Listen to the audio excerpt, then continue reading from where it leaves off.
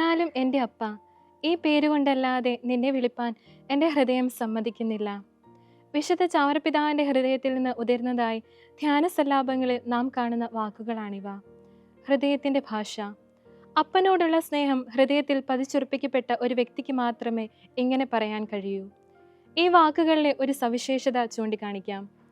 എൻ്റെ അപ്പ എന്ന് വിളിച്ച ശേഷമാണ് അപ്പൻ എന്ന പേരുകൊണ്ടല്ലാതെ അങ്ങേ വിളിപ്പാൻ എൻ്റെ ഹൃദയം സമ്മതിക്കുന്നില്ല എന്ന് വിശുദ്ധ ചാവറപിതാവ് ഉദീരണം ചെയ്യുന്നത്. സ്വർഗീയ അപ്പനോടുള്ള സ്നേഹം വിശുദ്ധ ചാവറപിതാവ് തൻ്റെ ആത്മാനുതാപത്തിൽ വർണ്ണിക്കുന്നത് ഇപ്രകാരമാണ്.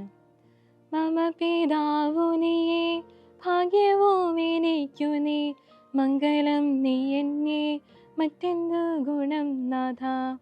എന്നോടെ സ്നേഹം നീയേ, ഭാഗ്യവും എനിക്കു നീ, നിന്നലല്ലാതെ ഞാനും എങ്ങനെ ജീവിക്കുന്നു.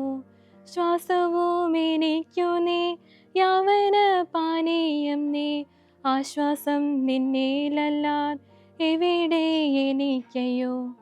കർത്താവാണ് എൻ്റെ ഓഹരിയും പാനപാത്രവും, എൻ്റെ ഭാഗതയും അവിടുത്തെ കരങ്ങളിലാണ് എന്ന സങ്കീർത്തക വചനം സ്വജീവിതത്തിൽ സ്വീകരിച്ച വ്യക്തിയായിരുന്നു വിശുദ്ധ ചാവറപിതാവ്.